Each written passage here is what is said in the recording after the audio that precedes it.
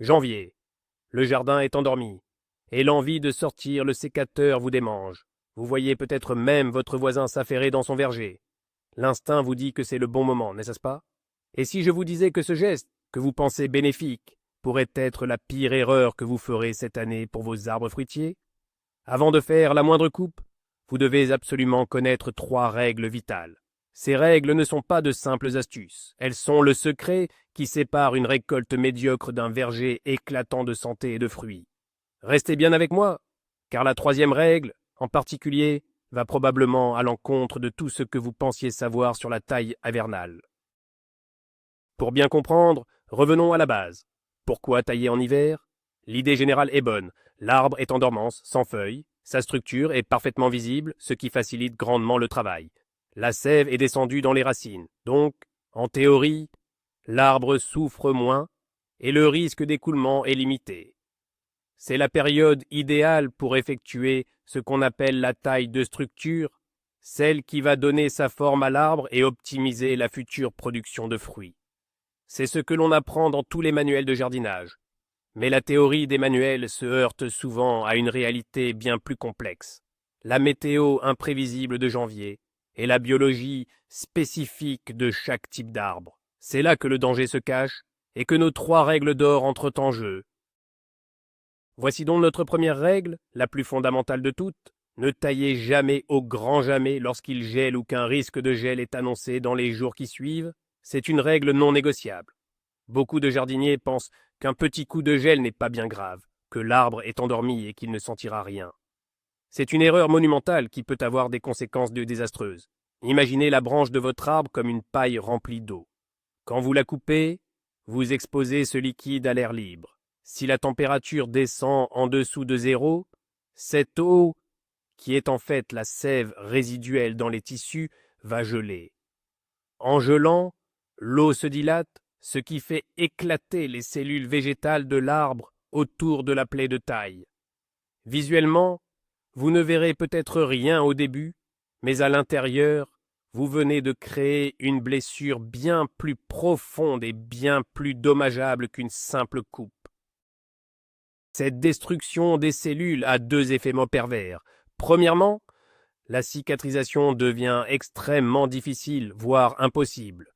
Au lieu de former un bourrelet cicatriciel propre et rapide pour se protéger, l'arbre se retrouve avec une plaie béante, une porte d'entrée grande ouverte pour tous les parasites et toutes les maladies. Pensez aux champignons responsables du chancre ou aux bactéries qui n'attendent qu'une faille pour s'installer. Une coupe faite par tant de gel est une invitation à la maladie. Deuxièmement, le gel peut griller les bourgeons les plus proches de la coupe. Vous pensiez tailler au-dessus d'un bourgeon prometteur pour stimuler sa croissance au printemps? Si le gel s'en mêle, vous risquez de le tuer net. Au lieu d'avoir une belle nouvelle branche, vous vous retrouverez avec du bois mort qu'il faudra de nouveau couper plus tard, affaiblissant encore plus votre arbre fruitier. Alors, quelle est la température de sécurité?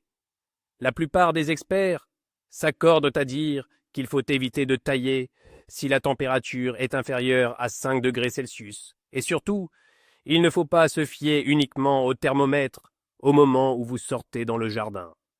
Consultez la météo pour les 48 à 72 heures à venir. Si une vague de froid est annoncée, même si le soleil brille actuellement, rangez votre sécateur et attendez.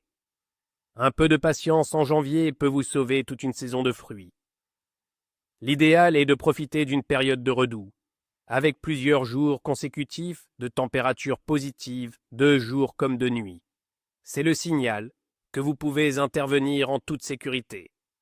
N'oubliez pas que le bois met du temps à se réchauffer, même si l'air ambiant est plus doux. Cette inertie thermique, c'est crucial, alors laissez toujours une marge de sécurité. Un mythe tenace consiste à penser qu'appliquer un mastic cicatrisant peut protéger la coupe du gel. C'est faux et parfois même contre-productif. Un mastic, qu'il soit du commerce ou fait maison à base d'argile, ne protège absolument pas les cellules internes de l'éclatement dû au gel. Pire, en appliquant un produit sur une plaie humide par temps froid, vous risquez d'emprisonner l'humidité et de favoriser le développement de pourriture sous la couche de mastic. La meilleure protection pour un arbre, c'est sa propre capacité à cicatriser rapidement.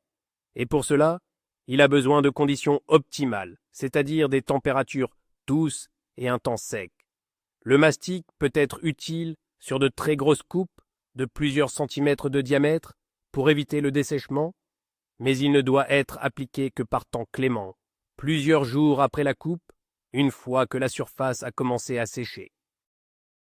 Que faire si vous avez déjà taillé et qu'une gelée surprise est annoncée? Malheureusement, il n'y a pas de solution miracle. Vous ne pouvez pas détailler votre arbre. Tenter de protéger les coupes avec un voile d'hivernage est souvent peu pratique et d'une efficacité limitée, surtout sur un grand arbre. La meilleure chose à faire est de croiser les doigts et d'inspecter attentivement votre arbre au printemps.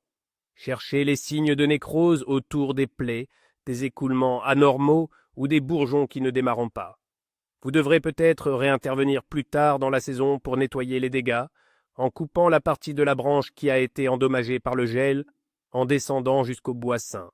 C'est une double peine pour l'arbre. C'est pourquoi la prévention, en suivant scrupuleusement la règle du pas de taille par temps de gel, est absolument essentielle pour la santé à long terme de votre verger. Cette règle s'applique à tous les types d'arbres fruitiers, sans exception, mais elle est encore plus critique pour les plus jeunes. Un jeune sion que vous êtes en train de former est beaucoup plus vulnérable qu'un vieil arbre bien établi. Ses réserves sont plus faibles et l'impact d'une mauvaise taille peut compromettre toute sa structure future. Une coupe malheureuse en janvier sur un jeune pêcher ou un jeune abricotier peut littéralement le condamner. Donc, si vous avez de jeunes arbres, soyez doublement vigilants avec la météo. Il vaut mieux retarder la taille de formation de quelques semaines, voire la faire fin février ou début mars, plutôt que de prendre le moindre risque. La patience est la meilleure amie du jardinier, et en janvier, c'est une véritable vertu qui garantit la prospérité de vos futures récoltes. Passons maintenant à la deuxième règle vitale, qui est souvent méconnue des jardiniers amateurs. Tous les arbres fruitiers ne sont pas égaux face à la taille de janvier. On a tendance à vouloir tout faire en même temps, mais c'est une grave erreur. Il faut faire une distinction claire entre deux grandes familles, les arbres à pépins d'un côté et les arbres à noyaux de l'autre. Pour les arbres à pépins, comme les pommiers et les poiriers, une taille en janvier est possible, à condition bien sûr de respecter la première règle sur le gel. Ces arbres sont généralement plus robustes et cicatrisent mieux durant l'hiver. La taille hivernale permet de bien aérer leurs ramures, d'éliminer le bois mort et de favoriser les coursonnes, ces petites branches qui porteront les fruits. Pour eux, janvier peut être une bonne fenêtre d'intervention si le temps est doux. Mais pour la deuxième famille, c'est une toute autre histoire. La deuxième famille, ce sont les arbres à noyaux. Je parle ici des pêchers, des abricotiers, des pruniers et surtout des cerisiers. Pour ces arbres-là, la taille en plein hiver, et particulièrement en janvier, est fortement déconseillée, même par temps doux. Pourquoi? Parce qu'ils sont beaucoup plus sensibles à des maladies qui pénètrent par les plaies de taille, comme la gomose. La gomose, c'est cet écoulement de sève résineuse, un peu comme de l'ambre, que l'on voit souvent sur les branches. C'est une réaction de défense de l'arbre face à un stress ou une agression, et la taille en est une. En plein hiver, leur système immunitaire est au ralenti et ils ont beaucoup plus de mal à lutter contre les infections.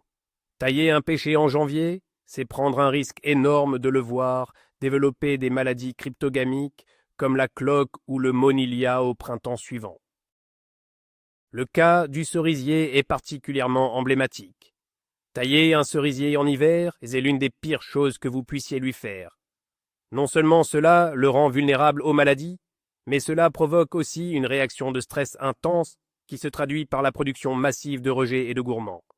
Vous pensiez l'éclaircir, mais au printemps, vous vous retrouverez avec une forêt de nouvelles branches verticales et stériles, épuisant l'arbre inutilement. Le cerisier, comme la plupart des arbres à noyaux, se taille de préférence en fin d'été, juste après la récolte des fruits, généralement en août ou septembre. À ce moment-là, la sève est encore en circulation active, ce qui permet une cicatrisation quasi immédiate des plaies. L'arbre a ainsi tout l'automne pour se remettre avant d'entrer en dormance, minimisant les risques d'infection.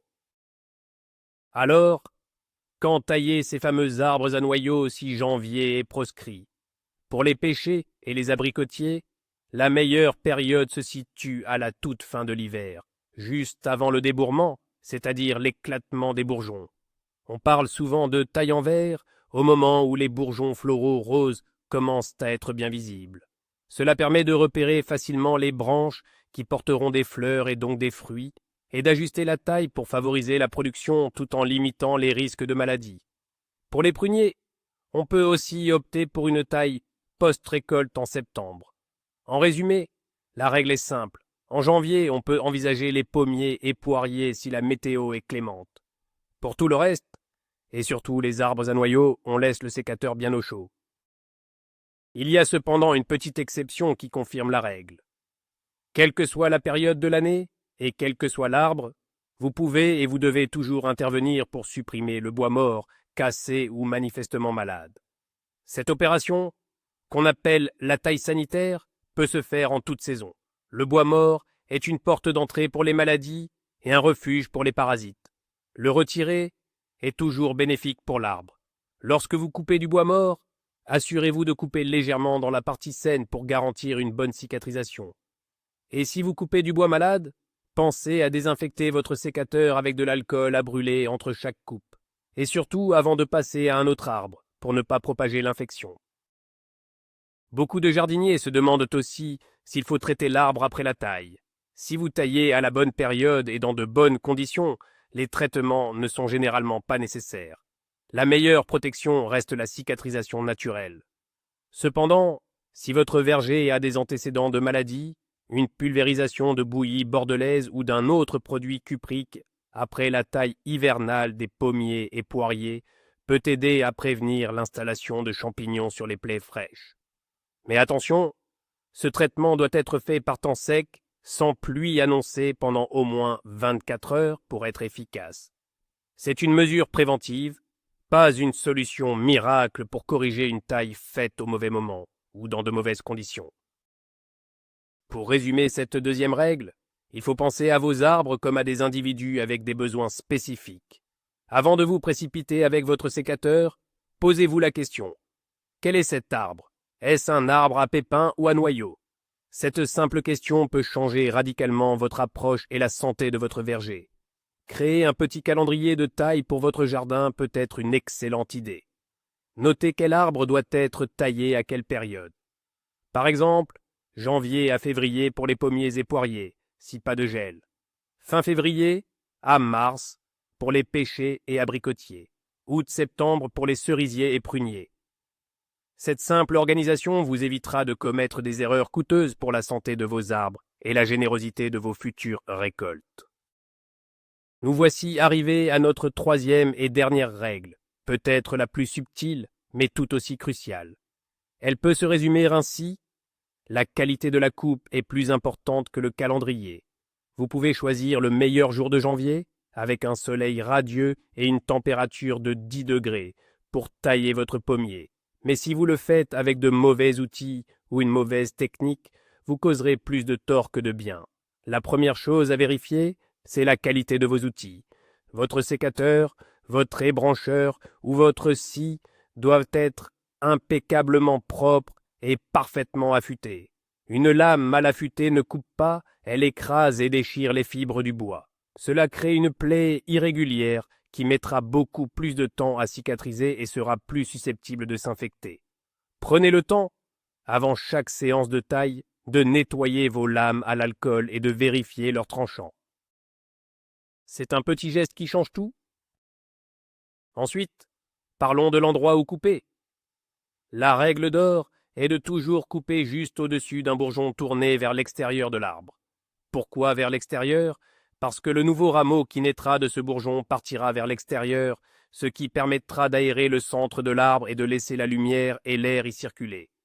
Une bonne circulation d'air est essentielle pour prévenir le développement des maladies, comme la tavelure. Si vous coupez au-dessus d'un bourgeon tourné vers l'intérieur, la nouvelle branche va pousser vers le centre, encombrant la ramure et créant des zones d'ombre et d'humidité propices aux problèmes. L'angle de la coupe est également important. Elle doit être légèrement en biseau, avec la partie la plus haute du côté du bourgeon. Cela permet à l'eau de pluie de s'écouler et de ne pas stagner sur la plaie, évitant ainsi les risques de pourriture. Une erreur très courante est de laisser un chicot, c'est-à-dire un morceau de branche trop long au-dessus du bourgeon. Ce morceau de bois va inévitablement sécher et mourir, devenant une porte d'entrée pour les maladies. Il ne faut pas non plus couper trop près du bourgeon, au risque de l'endommager et de l'empêcher de se développer. La bonne distance est d'environ 1/2 centimètre au-dessus du bourgeon. C'est un coup de main à prendre, mais une fois que vous l'aurez, vos coupes seront propres, efficaces et favoriseront une cicatrisation rapide et saine. Pour les branches plus grosses, de plusieurs centimètres de diamètre, qui nécessitent une scie, la technique est un peu différente. Il faut d'abord scier le dessous de la branche sur quelques centimètres, puis scier le dessus un peu plus loin du tronc. Cela évite que le poids de la branche ne provoque une déchirure de l'écorce le long du tronc au moment de sa chute. Un autre aspect crucial de la technique est de savoir quoi couper. La taille hivernale n'est pas une excuse pour tout raccourcir de manière drastique. Le but n'est pas de faire un massacre à la tronçonneuse. L'objectif principal est d'aérer l'arbre. On commence toujours par enlever le bois mort ou malade.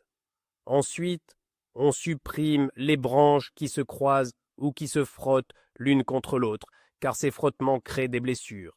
On élimine également les branches qui poussent vers l'intérieur de l'arbre. Enfin, on peut raccourcir certaines branches de l'année précédente pour favoriser la ramification, mais toujours de manière modérée. Une taille trop sévère stresse l'arbre et provoque une forte réaction de croissance de bois au détriment des fruits. Il vaut mieux tailler un peu chaque année qu'énormément tous les 5 ans. Démystifions une idée reçue, il ne faut pas avoir peur de couper. Certains jardiniers sont trop timides. Ils se contentent de couper le bout de quelques brindilles. Une telle taille est non seulement inefficace, mais elle peut même être contre-productive en densifiant le feuillage à l'extrémité des branches.